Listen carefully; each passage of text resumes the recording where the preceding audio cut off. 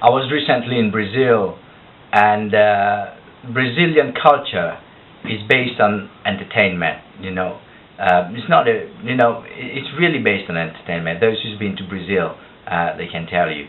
But people will move at any type of sound vibration. It's within their blood. It's part of their culture. That's the way they live their life. And when devotees do Harinam, there's always a lot of people joining. And we shouldn't be really fooled by that. Sometimes people think that preaching is being successful because we have so many people joining in.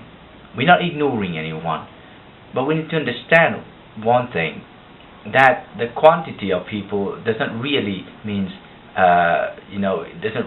anything.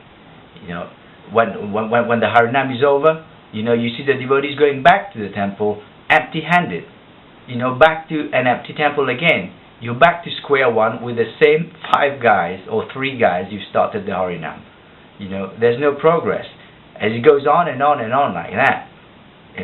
But what we're looking for, Srila Prabhupada emphasized on a very particular point that devotees, or most of the devotees miss that we need to produce quality devotees.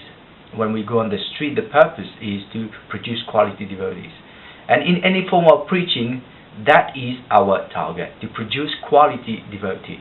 How do we produce quality devotees? There's 2 types of people that join a Harinam. Like I said, the Harinam is not a roadshow, or it's not an entertainment program. And it has a purpose, a real purpose. So when we go on the street, there's different types of people joining, but mainly 2 types. People joining the Harinam to the sound of the holy name, and people joining the Harinam to the sound of the instruments. And when it is 2 different types of people, and we are not ignoring anyone. But if we want to produce quality devotees, then we need to focus and target more people joining to the sound of the holy name. We won't know about this. Really, we don't know why people are joining, what is attracting them. But by having a good sadhana, by having a good spiritual life, like a decent standard in our spiritual practice, it develops certain purity. And what we need in spiritual life is empowerment. There's nothing we can do, if there's no empowerment from the Lord. We can't distribute books, we can't do Harinam really. You can gather a group of people and go on the street and make some music. People will join in and dance. Anyone can do that. But devotees is one level up. I'm not discriminating. I'm not saying that the common people, I'm not disregarding that. But what I'm saying, devotees is one level up because they are going out for a different purpose. They're going out to save humanity by chanting the name of the Lord. That's a massive purpose. It's very deep. And unless we are empowered by the Lord, we won't be able to achieve a lot of success.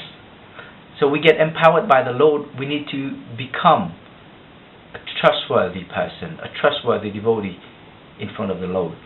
We really need to appeal to Him. We make ourselves, we get ourselves ready.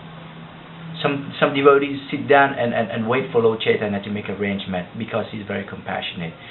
Compassion has a limit. Compassion has a limit. You cannot wait for Lord Chaitanya to have compassion on you all the time. Because after being sometimes in the movement, if you're still sitting down and waiting for Lord Chaitanya to make arrangement for you, then you're abusing on His mercy. If you're not showing that